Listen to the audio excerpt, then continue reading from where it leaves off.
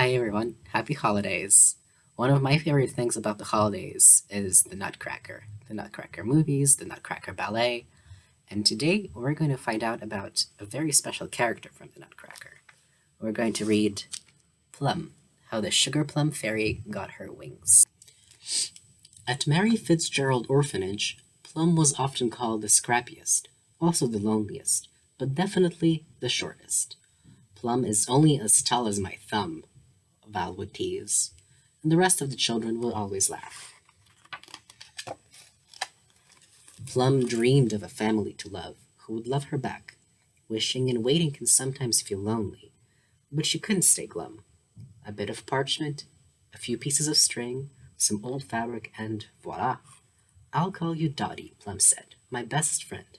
Your only friend, snickered Val. The adventure that truly changed Plum's life began on Christmas Eve. The children were decorating the tree while waiting for the post office to bring presents donated by the town. But there was a terrible blizzard. Can anything be delivered in all this snow? Director Griddle worried. Not unless it's a shovel, said Plum.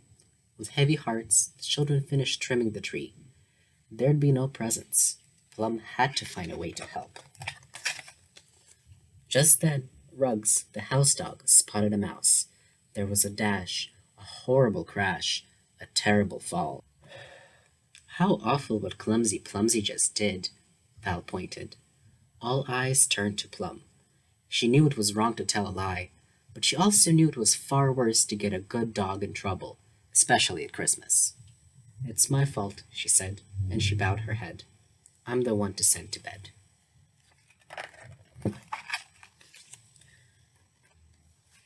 Truthfully, Plum was glad to have the time alone. How else could she think up a plan to save Christmas morning? The children needed presents, and Dottie had given Plum the perfect idea. She worked for hours and hours, and when she was finally finished, Plum put her gifts under all the kids' pillows, even Val's. When she returned to bed, Plum closed her eyes and whispered the wish she wished every year. Oh, Christmas stars on Christmas trees, guide us to our families. All of a sudden, there was a scatter and a scuffle below.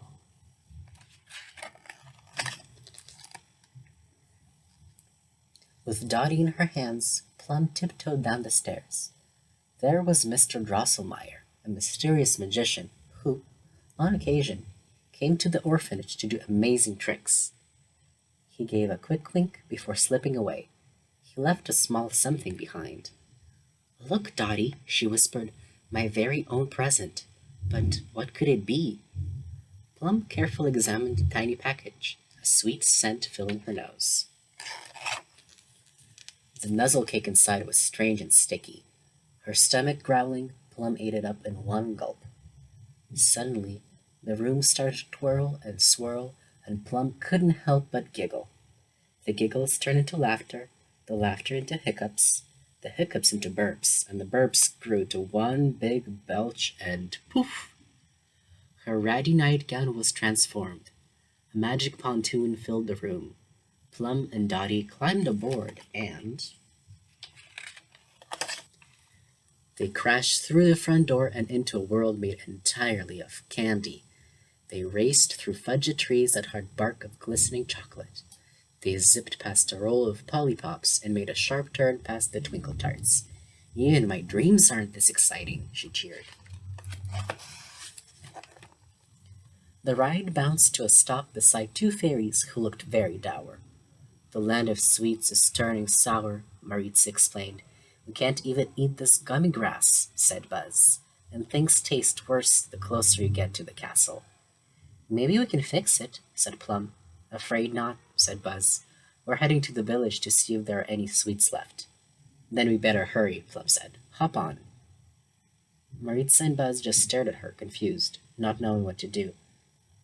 See, the way it works is we go to the village. The village doesn't come to us, Plum said with a wink.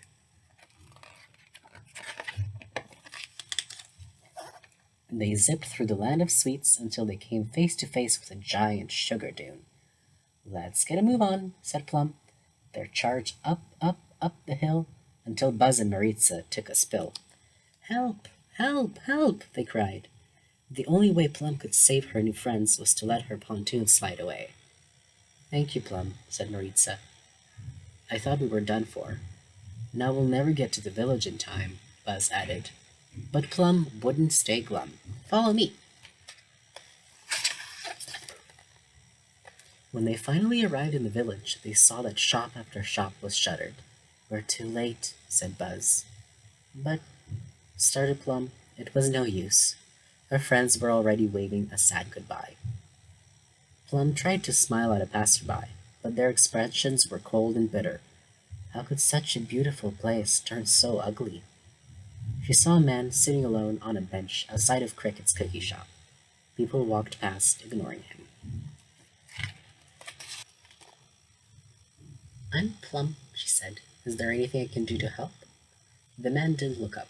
I'm afraid not, child. You see, our daughter was taken by the Lord above. It's been many years, but I'm afraid life has lost its sweetness. Plum thought about all those Christmases at the orphanage, feeling so alone. All those years she wished for a family. And then she had an idea. Plum held Dottie for the last time. Here, she said, this is my best friend from the orphanage. She doesn't say much, but she has a lot of love to give. The man was surprised. If you have no family, how come you're giving her to me? No one deserves to be lonely at Christmas. The man smiled. Thank you, Plum. You're as sweet as sugar. Do you know who I am? I just got here. I don't know who anybody is. I am King Christopher of the Land of Sweets, he then asked. How would you like to be a part of my family? King Patrick and I miss having a daughter in our lives. Plum's eyes filled with happy tears. Just then, an older fairy burst out of Constanza's confections, shouting, I've just tasted the Polly Pops, and they're amazing. The Twinkle Tarts, too. I can't believe it. Almost at once, the cloudy gray sky began to brighten. The people of the Land of Sweets looked up and around and beamed. King Christopher and Plum raced to the castle to share their news with King Patrick. Later, in the square outside the castle, King Christopher bellowed, Plum has been proven to have the purest of hearts, and we have adopted her as our daughter. Plum and the two kings hugged once more, this time as a family.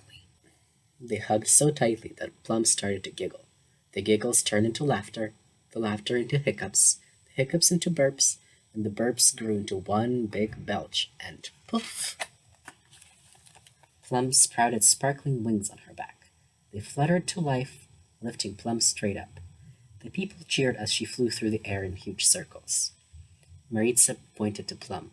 Look, she's a fairy just like us.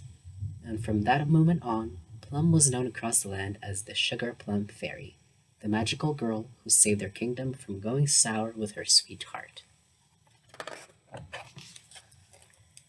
That night, after being tucked in by her fathers, the Sugar Plum Fairy had one final blissful thought.